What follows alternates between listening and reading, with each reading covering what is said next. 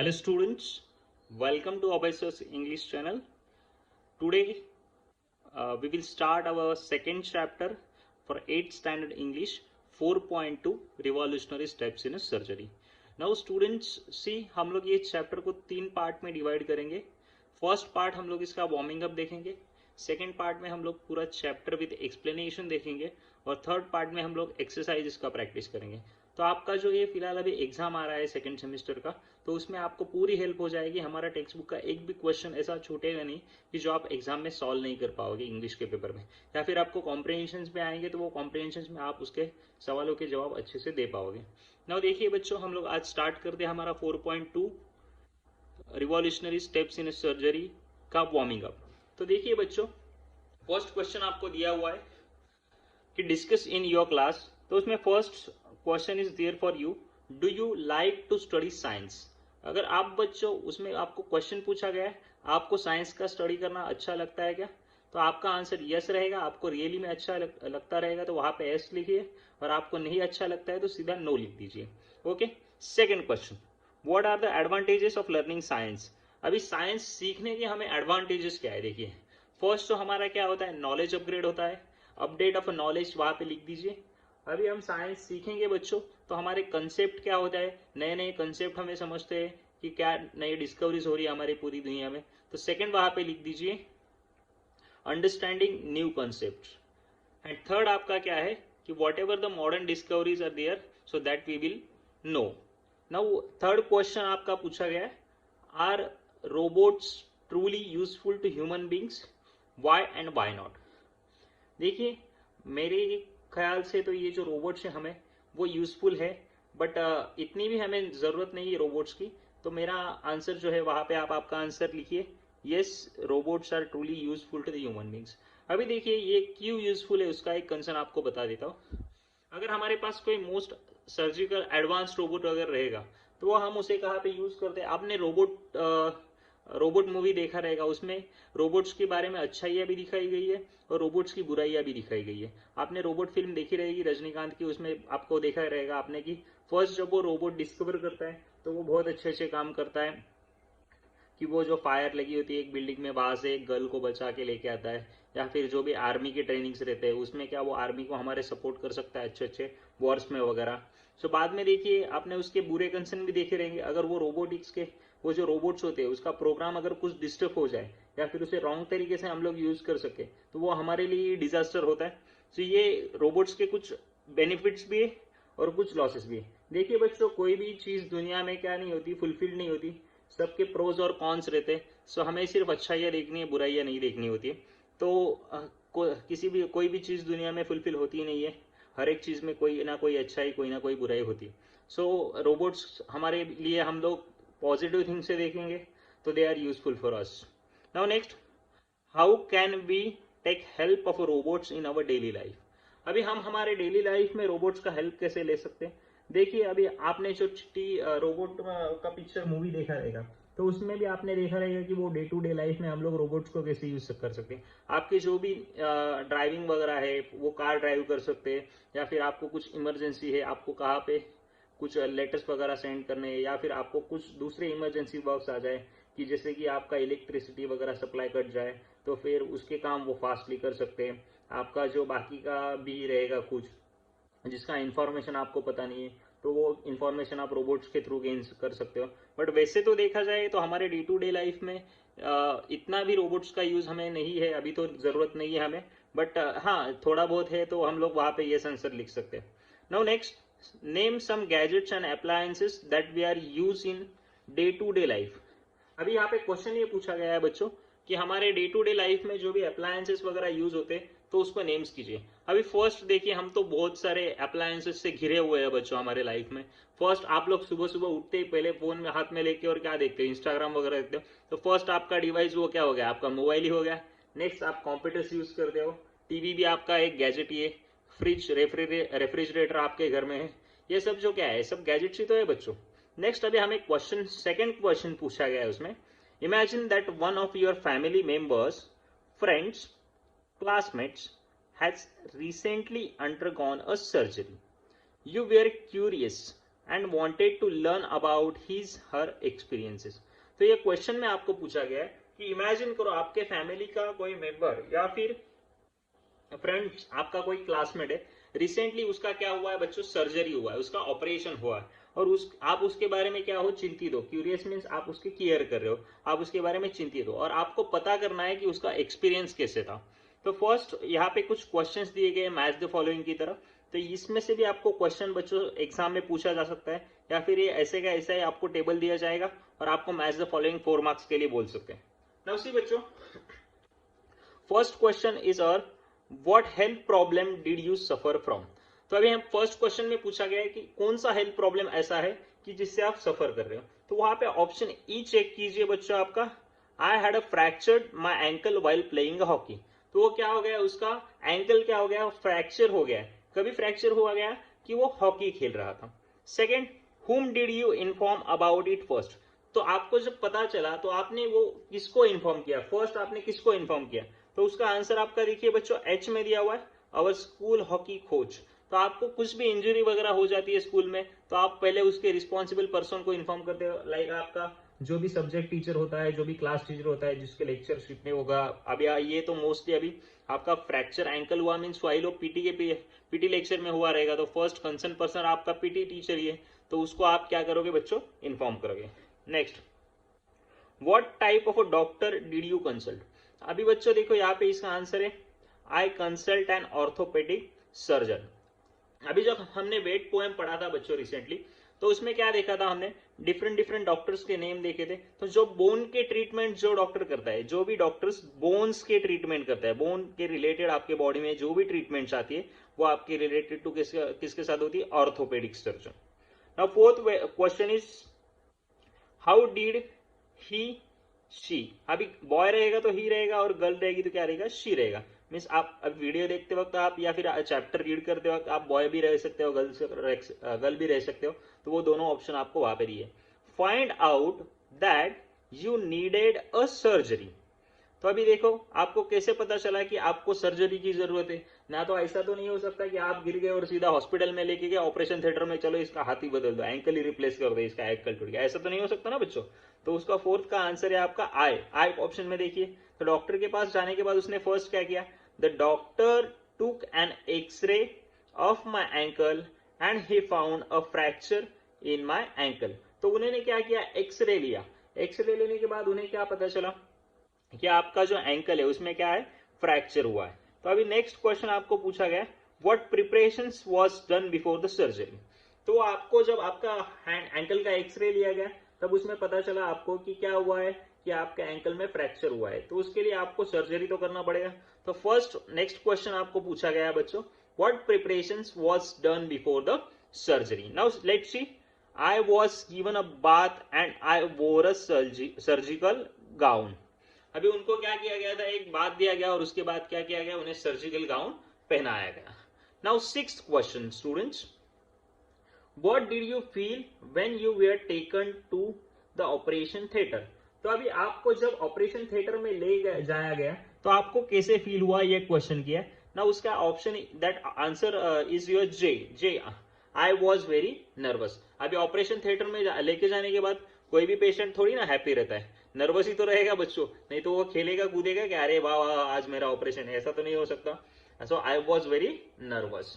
Seventh, what was the first step before the actual surgery. तो आपका जब surgery start होने वाला था उसके पहले का फर्स्ट स्टेप क्या था, देखिए उसका आंसर है बच्चों आपका B, I was given an injection of anaesthesia. Anaesthesia क्या होता है बच्चों, आपको अगर वो एनेस्थीसिया दिया जाए तो आप क्या हो जाते हो, एक गहरी नींद में जाते हो। तो आप गहरी नींद में जाते हो, तो गहरी नींद में जाने के बाद क्या होता है, आपके जो पर्टिकुलर बॉडी पार्ट पे वो एनेस्थीसिया दिया जाता है, तो उसके ऊपर आपको बॉडी को मैं कट भी कर दूंगा अगर नाइफ से वगैरह, तो आपको फील नहीं होगा, वहां पे पेन आपको जीरो फील होता है और आप क्या हो जाते हैं, इट्स फीलिंग स्लीपी, आप सो जाते हो आराम से। तो फिर आपका सर्जरी वो डॉक्टर्स क्या कर सकते हैं, परफॉर्म कर सकते हैं, तो आपको पेनफुल नहीं होता। Now next 8th question my dear students, did you feel any pain during this surgery. तो आपको कुछ फील हुआ क्या, पेन फील हुआ क्या during this surgery. The answer of that question is F, no I did not feel anything, I was fast asleep. तो देखो उस पे आंसर में आपको बोला गया no I did not feel anything, I was fast asleep. तो मुझे कुछ भी पेन फील नहीं हुआ, मैं क्या था, गहरी नींद में था। तो एनास्थीसिया बच्चों, जैसे मैंने आपको प्रीवियसली बोला, अगर आपको एनास्थीसिया दिया जाता है तो आपको क्या हो जाती है, गहरी नींद आ जाती है, और आपके बॉडी पे जो पार्ट में एनास्थीसिया दिया गया है तो उसके ऊपर आपको कुछ सेंसेशन ही नहीं होता। Now next question my students, what do you feel when you open your eyes after the operation. तो आपने कैसे फील किया जब आपने क्या किया, आपके आंखें ओपन की after your operation. The answer is option D, I was relieved and happy that operation was over. तो वो क्या किया गया था, उन्हें रिलीव किया गया था और वो एकदम क्या हो गया था, हैप्पी हो गए थे कि ऑपरेशन उनका क्या हो गया, खत्म हो गया।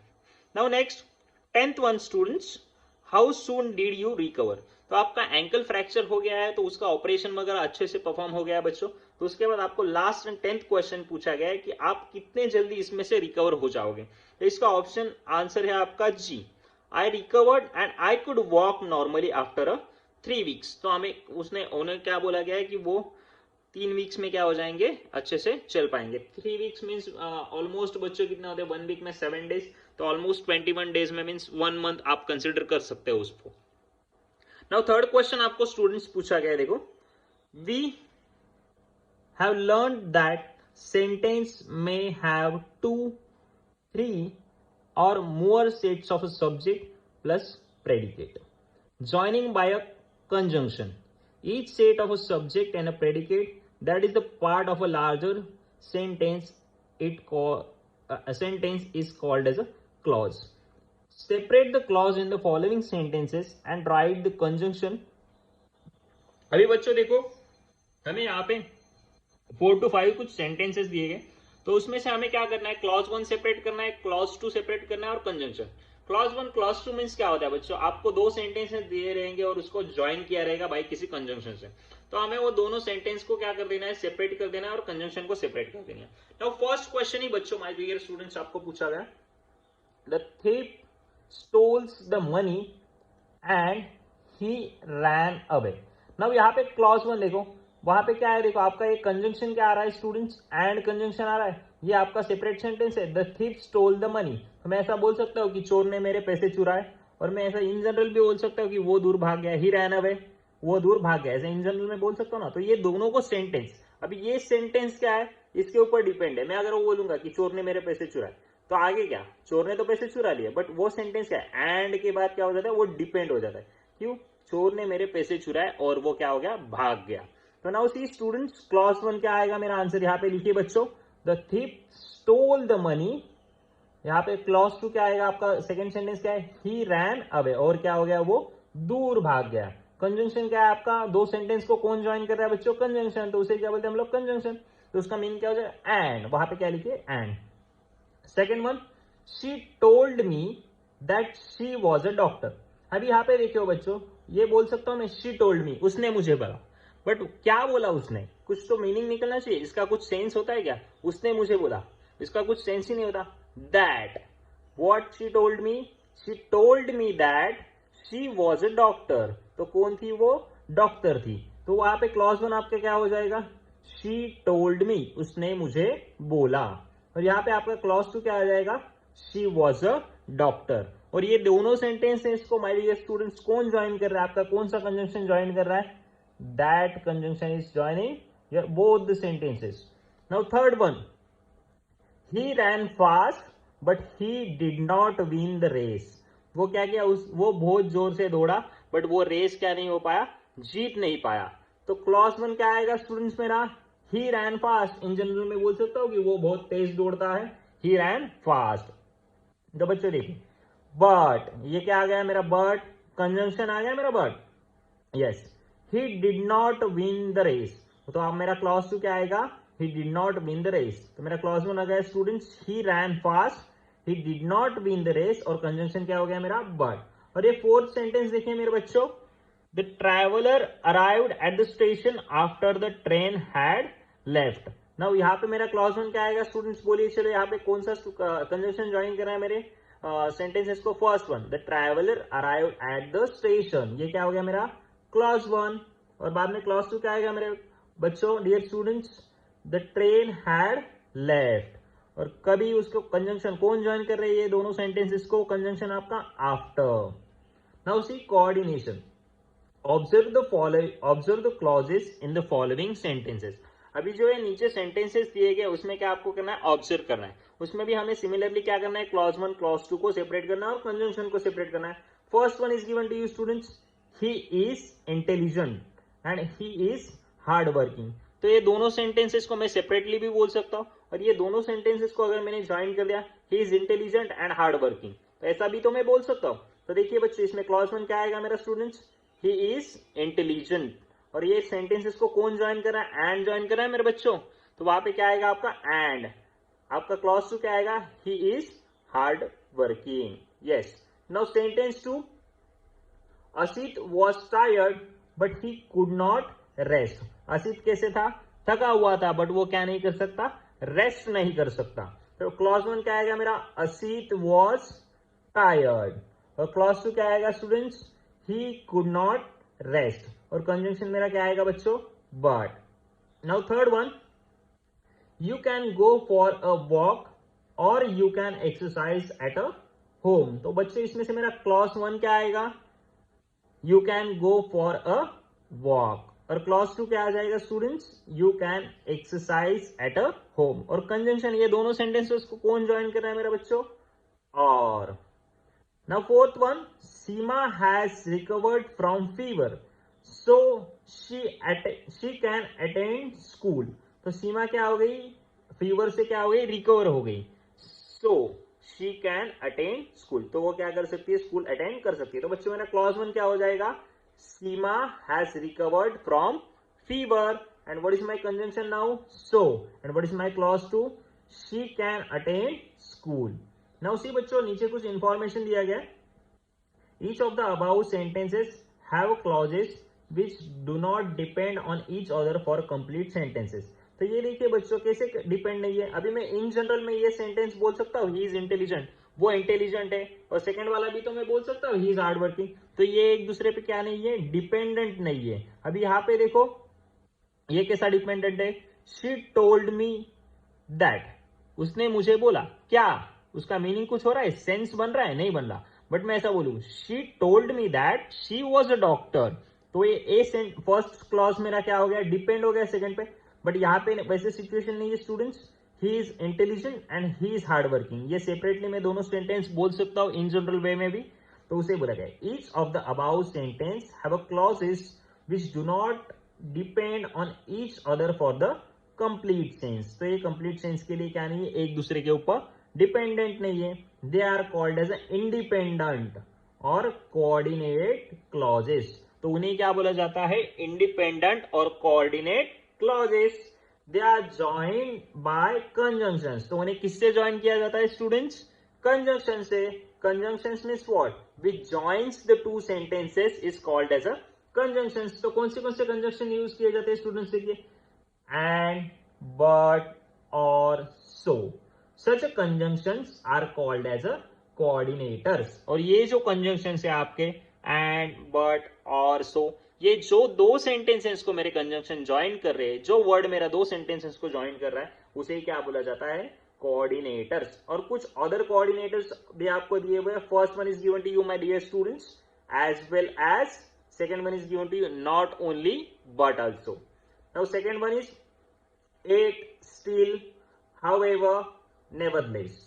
Now third one is given you or, nor, else, either, or, neither, nor. Now next one is given to you so, therefore, thus, hence, for.